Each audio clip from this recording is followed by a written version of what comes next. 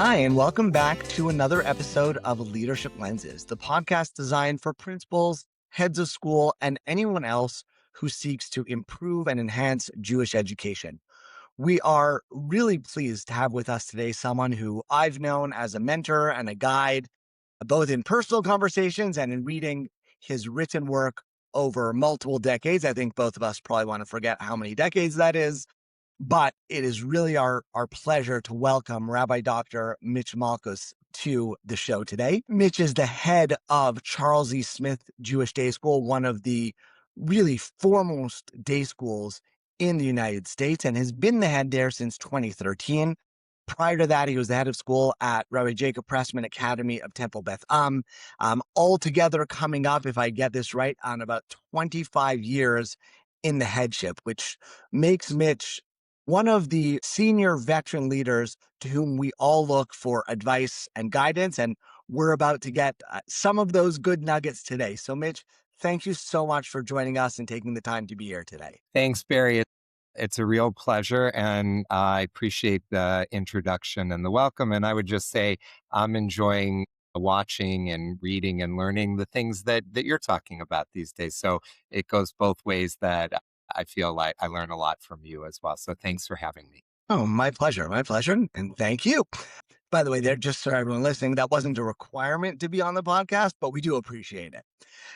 Getting right down to business here, we know that the average tenure for a head of school in a Jewish day school may be somewhere between 2 and 4 years, depending on how we're looking at the numbers, but not 12 or 13 years. And you're coming up on year 13 at Charles E. Smith. We'd love to learn from you about what leads to that longevity.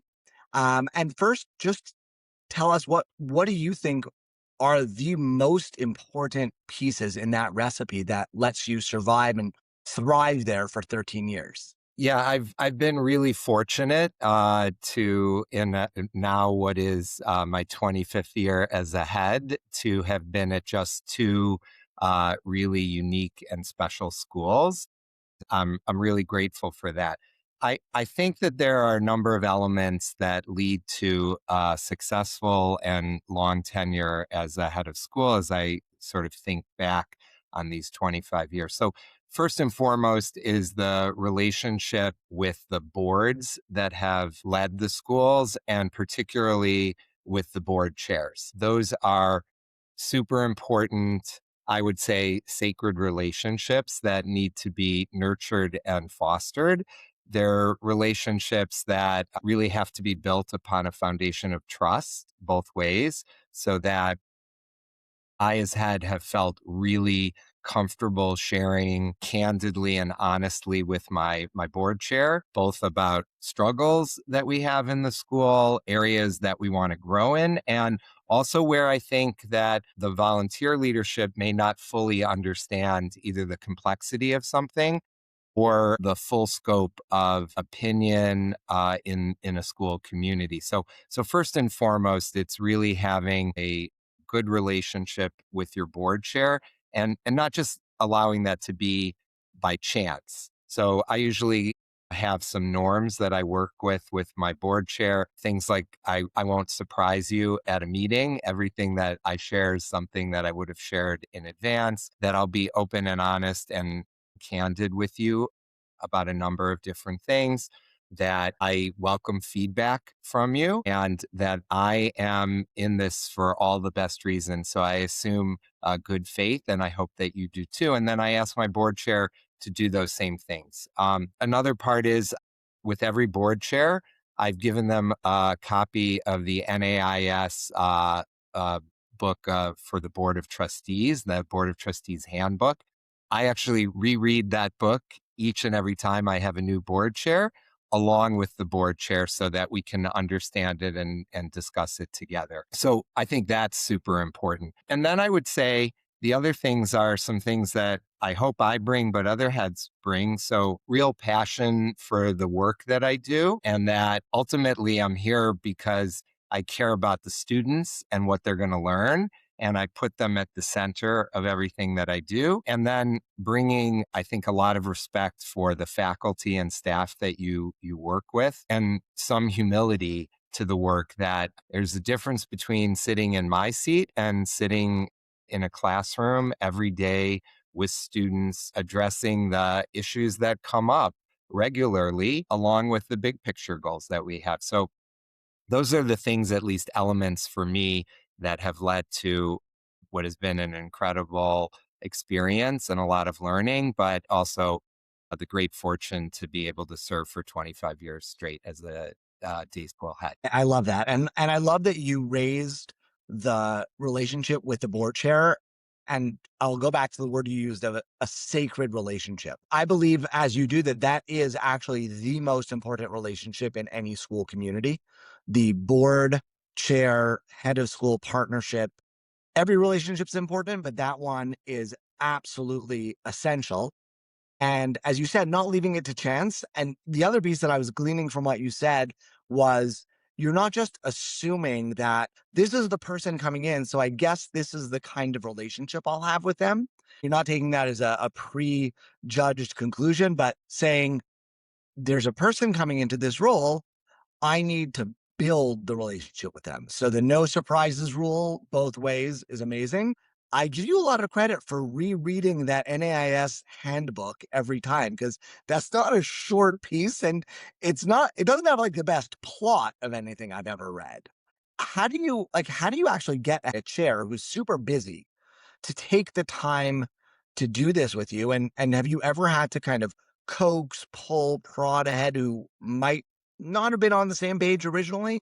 So I think there also has to be some good luck involved with all of this, but I would like to believe that maybe I have some hand in that with the outgoing leadership in terms of choosing the right person to step in and someone who wants to do this work in partnership. I will say that I haven't had to coax anyone to do that. And what I actually find is that when I started, I was learning a lot from my board chair, and I learned like a number of leadership lessons when I first started from my first board chair.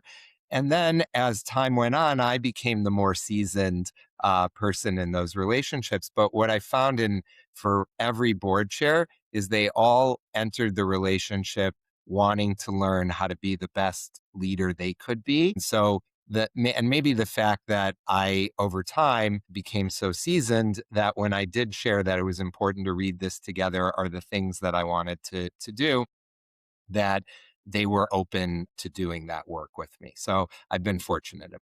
Amazing. Amazing. And I think that there's probably a little bit more than just being fortunate, but I appreciate the humility as you mentioned. Jumping to the other side of the equation though, you mentioned the board chair, you mentioned passion and really coming to this work for all the right reasons, but the work can still be draining. So how do you keep doing this job for 25 years? And for anyone watching on video, Mitch is still smiling. You can hear it in his voice. You still look like you're happy to be there. What went into that? Yeah. And by the way, I love what I'm doing, and I find this to be a very challenging position and one that, as you said, there are numerous things that come up all the time, and it can be really draining. And at the same time, I find this to be so personally meaningful that it enriches me. But some of the things that I try to do. So one is that as the head of a school, I see myself as the chief learner. And so if I'm not learning, if I'm not growing in my position, then something is going to get rusty or stale for me. So I love doing that learning. So engaging in professional development is super important for me. Learning from my colleagues is super important for me.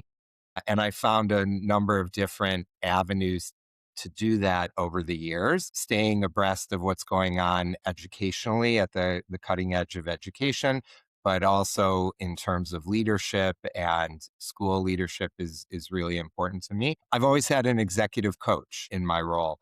And it's interesting, when I was coming into the field, I received some great advice from heads who I looked at as mentors, who I thought were just incredible examples of heads of school who had been in their position for a long time. And I should mention their names because I think it's important. And and I think about them a lot. So Cheryl Finkel is someone who I think about. Bruce Powell is someone that I think about. Jane Cohn is someone that I think about. Cookie Levy, all of these people who all of them had executive coaches. Sure, I would even say it's good to have an executive coach and a therapist at the same time, both of these things. But that contributed a lot, I think, to my ability to take a step back, to sort of recognize what's going on. And then I would say a couple of other things. You have to take time for yourself in this position, particularly when you take time off, and to really be removed from the school and from what's going on so you can renew and refresh yourself every year. My wife would say I haven't taken enough of those, or that almost every single vacation we've gone to, there's been some crisis or something that's come up. But I would say, leaning into my time with my family and my spouse was super important, to have that and to maintain that. And then I know it's not always easy, but to have other things that you do outside of the headship. So I love working out, I love cooking, I love reading, and I love traveling.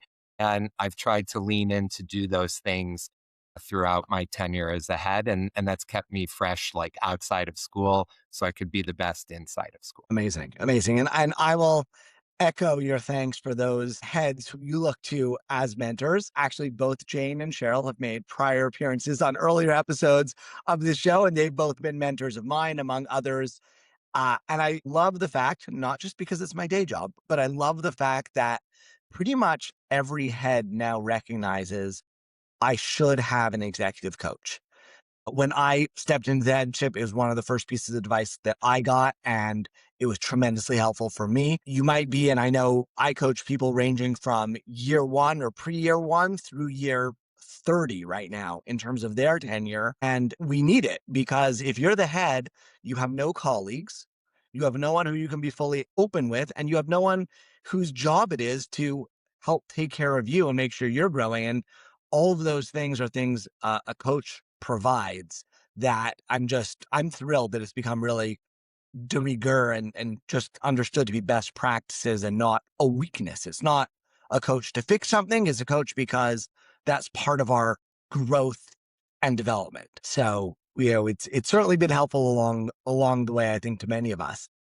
I want to touch on the learning piece. And you mentioned learner in chief, stay sharp and stay engaged there. And for those who don't know, Mitch also really has had a hand in research and had a role in what's known as CASG, which I'll probably mess up, the Coalition for Applied Studies in Jewish Education, So now, over now the we years. call ourselves, we call ourselves now the Collaborative for Applied Studies. Collaborative. Okay. 4 out of 5. So tell us now, you're deeply involved in studying schools and studying learning in addition to being a head. What do you see as the emerging trends that heads need to be aware of in our field? Yeah. So much has changed since I started 25 years ago. And I don't think that these will come as news to your listeners, but these are the things that I've sort of seen change, and when we're in the midst of these changes as well. So um, one thing is an increased emphasis on health and wellness of students, and the expanded role that schools play beyond the academic program. And that's just continued to grow and grow. A lot is there are environmental factors that contribute to outside pressure and stress that students and families have. So, tremendous emphasis on that. And that's been an area that I've grown at both of my schools, but which is a central focus these days. Clearly, technology has completely changed, and the way that we use technology in schools. And so that's been a huge focus at both of the schools that I've been involved with. I would say we're on the cusp of where we're going to see a major revolution with AI in schools, and how that's used both educationally and with students and educating around AI, but also how might on the operational side we harness AI to become more efficient, to address some of the sustainability issues that we face as a field. And then I would say how can it help improve the ability for teachers to teach better, right? I'm not worried about AI replacing teachers, but I want to see teachers harness AI to become better teachers in what they do. Hmm. Maybe help them in some of the other work that they're doing. And then the last area, which I would say really over the last 10 years has grown, but particularly the last, 4 to 6 years, is the at least in the United States, and I know this to be true in North America, polarization or politicization of almost everything in society ends up coming into the school, and how are schools educating around difference of opinion, how students can have healthy and productive civic discourse inside of school, civil discourse, we like to call it. How do we manage that in our communities, especially in a pluralistic school where families come from a range of backgrounds and both Jewish backgrounds, but also where they might fit in terms of sitting on the political spectrum, which we don't really ask families about that when they enroll in the school. But we do see it inside of the school that there's a lot of difference of opinion, and how do we come together? And that's a hard conversation, but I know a lot of heads are spending time in this area, and it's certainly something we've thought about and how it relates specifically at my school to our core value of pluralism and to some other core values that we have. Yeah, so I would love to hear more about that because again, your school has a core value of pluralism. Not every day school and not every head listening has that particular value, but we do all have a range of families within our schools. We have religious ranges, political ranges, social ranges, and we're all living in a world that is more polarized and a lot less civil than it was a number of years ago. So, what sorts of approaches have you seen work, or what sorts of things are you experimenting with that you're thinking about? Yeah. So I want to start by saying that I come at this from some core values of the Tselem Elohim, right? And that everyone's created in God's image, and ve'ahavta l'reacha, that we want to be treated in certain ways, and treat our colleagues and the families and the students in certain ways. And that Judaism itself, at least rabbinic Judaism, right, is based on important ideas about questioning and critical analysis and differences of opinion and interpretation of text, particularly, but also in how we practice being Jewish. Um, and so I want all the students and families to feel included and that they have a home inside the school. So there's a sense of belonging. And I extend that to the faculty and staff and to the family. So that's where I start from in terms of what we do. We've had a lot of success inside school working with students about how do they talk to each other, what are appropriate ways to talk to each other, what are appropriate ways to share your opinion, how do I listen and understand other people's opinions, and for us, again, this is grounded in what it means to be Jewish, what it means to understand Jewish tradition, and then apply that to the broader world as well. So we've worked with Facing History on Ourselves. They have a lot of different teaching methodologies and strategies for teachers about how to do this work in a classroom. At the youngest grades, we use responsive classroom. And so we're very much about creating community and working on peer relationships and dynamics and how building a classroom of trust allows people to have these conversations. And then at the older grades, middle and particularly high school, we've used and made our own the Machloket Matters curriculum and thought work that started at Pardes in Israel. And so we've used that along with some other groups that we've worked with. So we've invested a lot in professional development around that. And so that's been a significant area of success.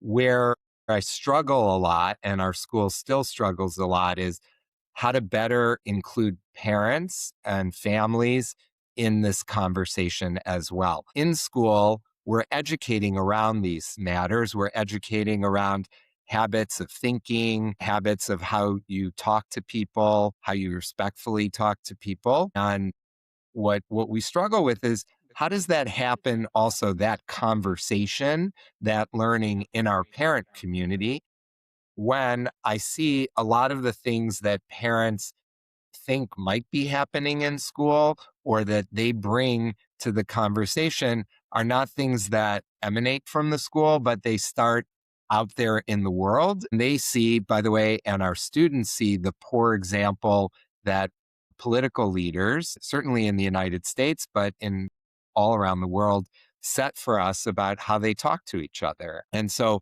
that's what we're trying to really work on, and where we struggle too in that. I want to highlight and appreciate the fact that you're investing a tremendous amount of time, energy, resources when you talk about responsive classroom, facing history in ourselves, machloket matters, the professional development that goes on with those. And you're saying this is a value of our school. And so we're investing the time and energy to not just assume it and not just, scold the kids into acting appropriately, but we're actually going to take this as a core element of our education. And for everyone listening, there are sacrifices involved in that. There are sacrifices in time, there's sacrifices in what you're investing in terms of PD, curriculum, etc. And I think what I'm taking from this is, well, if it matters and you want to make change there, then that's where you need to make some of your investments.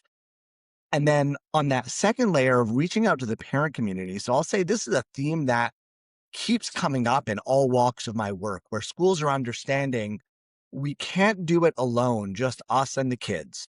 We have to somehow include the parents, but that's much more complex because the parents aren't coming to learn here every day and they're not sitting in class and they don't have that same contract with us. But on some level, we have to figure out how the community extends to them if we really want to serve the children. Yeah, and that's essential. Look, I see most schools really want to partner with the families. We rely upon the families. They're making a significant investment in a Jewish day school education. And they also have careers and busy lives. And it's hard for them to engage in this work the way that we'd love for them to do. But I think that we could do better as a field. I know my school can do better in engaging parents in this conversation.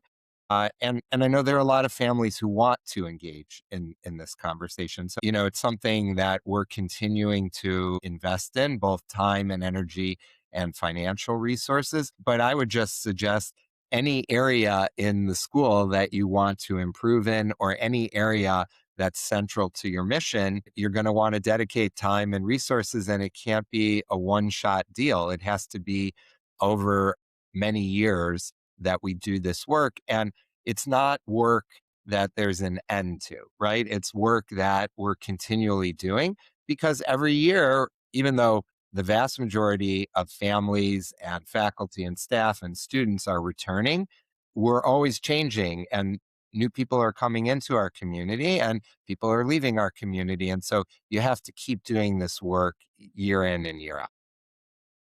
This is great because this literally links exactly back to what you were saying about your board chair, right? And this seems to me to be very much a theme in the leadership that you're expressing and embodying here of we don't take things for granted.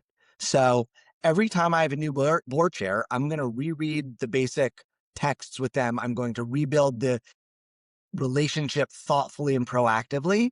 And in my school, when I want certain values to be filling and embodied within my school, I also need to be proactive and thoughtful and investing in those. Someone said to me when I started as a head, take it easy. It's not a sprint, it's a marathon. And it took me a couple of years to realize it wasn't a marathon because I've run marathons. They have finish lines. You end at some point. And this work, you're going to keep going as long as you're there. You've got to have the energy and the focus to keep developing that. And I think what you're saying is right on. It's not something you say, oh, well, we trained in responsive classroom, we're done. It's we want to keep building, keep developing. We always need to have an eye on this. Yeah, certainly. And look, I I have to say, I've really learned a tremendous amount from you over the years. This conversation has been no exception to that. And I think those heads out there who are thinking about their own careers and would love to see themselves 13 or 25 years down the line having contributed, but still having that passion and learning and joy that you're sharing with us today, would do really well to think about some of these key points that you're raising. And I just want to wrap up by thanking you for being with us today, for taking the time. I'd love to share with our listeners how they can reach out to you if that's all right. So if there's a contact you'd like to share, you can share it now. We'll put it in the show notes as well. Yeah. So it was a pleasure to be here. Thank you. The time flew by, as I knew it would. Yeah, I would love to hear from listeners with questions, comments, any suggestions as well. And the best place to reach me, I'll give you my email, is Malkus, which is Malkus at cesjds.org, Charles E. Smith, JewishDaySchool.org. Thank you. And we'll put that in the show notes. And please do reach out to Mitch. I can tell you from many years ago that when you reach out to him, he responds, and it's always worth a conversation. And for those of you listening, think about some of these pieces that were noted. Think about the way you're proactively building relationships on an ongoing basis and the way you're setting aside time, energy, and effort for the values that you want to see in your school. Values don't happen by accident. Relationships aren't built by happenstance. They're built and created by our ability to invest and focus and continue to build them. So pick one of those things. Pick one of these ideas, try it out, and please, as I always say, let me know how it's going. You can reach us, as always, Barry Kislowitz on LinkedIn, Leadership Lenses on Substack, or on our website, kislowitzconsulting.com.